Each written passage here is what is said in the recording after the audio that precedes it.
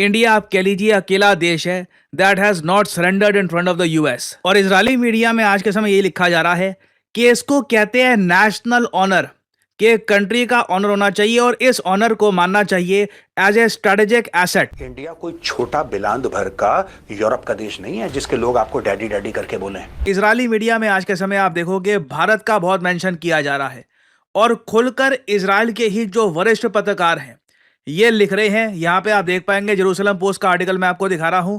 Title है इसका, what Israel can learn from Modi, national honour as a strategic asset. या China के साथ ट्रेड कर रहा है, बायलैटरल ट्रेड उनकी हो रही है। इंडिया रशिया के साथ बायलैटरल ट्रेड कर रहा है, उनकी हो रही है। इंडिया अमेरिका के साथ कर रहा है ट्रेड।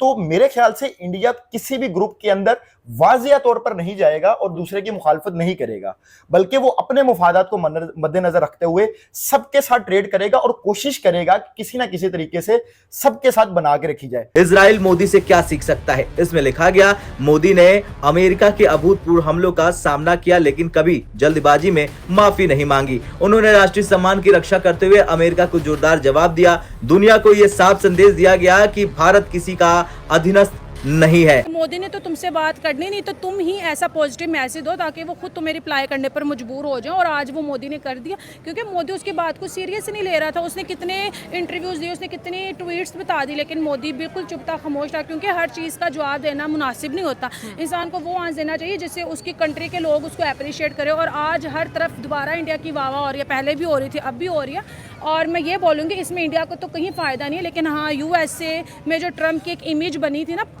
इंडिया अकेला डेमोक्रेटिक कंट्री है जो खुलकर यूएसए के सामने खड़ा हो रहा है और यूएसए की मनमानी को रिजेक्ट कर रहा है। फिर उन्होंने भारत की तारीफ भी कर दी, साथ ही पीएम मोदी की भी तारीफ कर दी। ने लिखा, किसी भी देश को मुश्किल हालात में भी अपने राष्ट्रीय सम्मान से समझौता नहीं करना चाहिए। यानी संदेश साफ है, इजराइल को अगर अपनी साख और सुरक्षा बचानी है तो उसे भी भारत की तरह दुनिया के सामने मजबूती और आत्मसम्मान दिखाना होगा। इस लेख में सीधे सीधे कहा गया कि नेतन्याहू को मोदी से सीख लेनी चाहिए।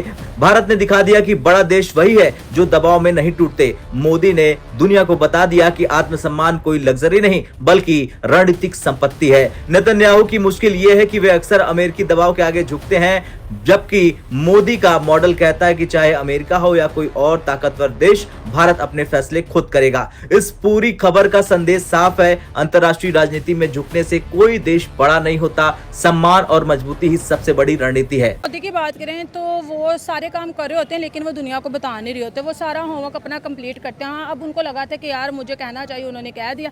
जहाँ पे आप ये कह रही हैं कि अगर अमेरिका और इंडिया के रिलेशन की बात करें तो बिल्कुल ये ऐसे ही चाहेंगे जिस तरह से जा रहे थे, क्योंकि रिलेशन ट्रम्प की वजह से ख़राब हुए थे। इंडिया की तरफ से कोई रिलेशन ख़राब नहीं हुआ। जब तक वो गलत बातें कर रहा था, इंडिया और अमेरिका के रिलेशन ख़राब थे। इवन के जो इंडियंस लोग हैं उन्होंने बायकॉट करना स्टार्ट कर दिया था।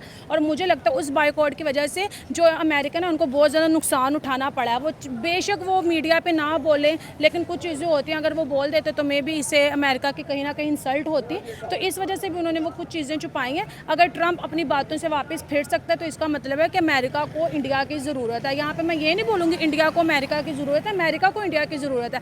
क्योंकि अगर अमेरिका की बात कर लें तो अमेरिका में बड़े बड़े बिजनेसमैन जो बड़ी बड़ी सीटों पे बैठे हैं वो कौन है? इंडियंस हैं, क्योंकि इंडियंस सबसे ज़्यादा एजुकेटेड लोग हैं। ये जस्ट मैं नहीं कह रही, ये काफ़ी दुनिया बोलती है। अगर हम दुबई की बात कर लें, दुबई में सबसे ज़्यादा एजुकेटेड कौन है? इंडियंस हैं। अगर हम जापान की बात कर लें, वहाँ पर भी सबसे ज़्यादा सीट्स इंडियंस को मिलती है, क्योंकि उनकी कंट्री को चला इंडिया रहे हैं। इजराइल यहाँ पर यह कह रहा है, इनका जो मीडिया ये कह रहा है कि the lessons from India, Bharat से आज के समय इजराइल क्या सीख सकता है। This is precisely where we should return to Modi's example faced with unprecedented verbal assaults from Trump. ये बात दुनिया नोट कर रही है। Faced with unprecedented verbal assaults from Trump, बिल्कुल डोनाल्ड ट्रम्प ने जो ट्विटर पे या फिर और जगह वर्बली भारत को हर तरफ से असॉल्ट करने की कोशिश करी है। PM Modi did not rush to apologise, मगर भारत ने अभी तक कोई सॉरी कुछ अपोलोजाइज वगैरह करना ये ठीक नहीं समझा। आप देखें इम्पोर्टेंस उसकी इस हद तक है कि मतलब ठीक है, एक नेगेटिव बात है, आपने आकर आपके जहन में और क्या सूझी कि आपको कोई अच्छी बात करने को नहीं मिली? आप इतनी बड़ी एक इकोनॉमी को मतलब आप बैठ के ट्वीट करेंगे और उससे गिर जाएगा।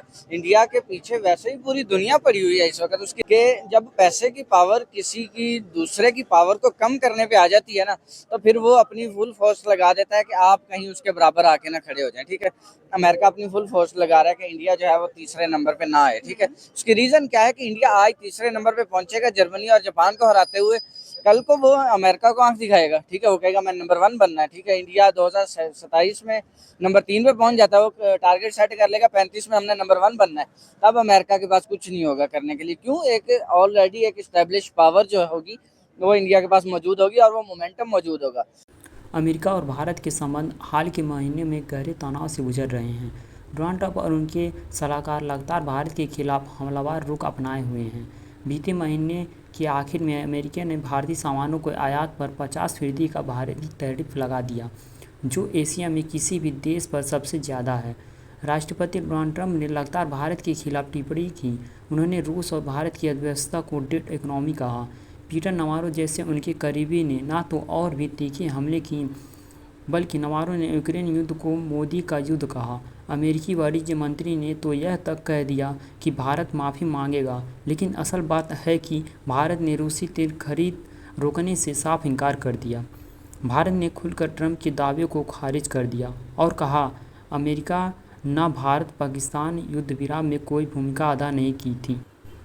वे ट्रंप के सामने नहीं झुके और भारत के ऑपरेशन सिंदूर के बाद पाकिस्तान जहां ट्रंप के सामने दंडवत हो गया और पाकिस्तान आर्मी चीफ आसिम मुनीर एक बुलावे पर व्हाइट हाउस पहुंच गए, इसके उल्टा भारतीय प्रधानमंत्री ने ट्रंप के आमंत्रण के बावजूद वाशिंगटन न जाने का विकल्प चुना।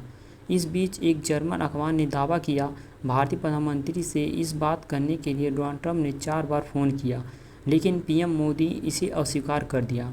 भारत के इस रुख की अब इजराइल में जमकर तारीफ हो रही है। इजरायली सेना ने खान यूनिस पर हमले में पत्रकारों की मौत को लेकर माफ़ी मांगी। इसकी आलोचना में इजराइल के प्रमुख मीडिया आउटलेट यरूशलेम पोस्ट में एक लेख छापा गया, जिसका शीर्ष है इजराइल मोदी से क्या सीख सकता है। इसमें कहा गया कि ट्रंप की अभूतपूर्व मौखिक हमलों का सामना करते हुए मोदी ने माफ़ी मांगने में जल्दबाजी नहीं की, बल्कि उन्होंने राष्ट्रीय सम्मान की रक्षा करते हुए जोरदार जवाब देने का विकल्प चुना। लेख में कहा गया है कि इसने साफ संदेश दिया, जो यह था कि भारत एक अधीनस्थ या निम्न राज्य के रूप में व्यवहार स्वीकार नहीं करेगा और नेतन्याहू को पीएम मोदी से सीखने की सलाह दी जा रही है।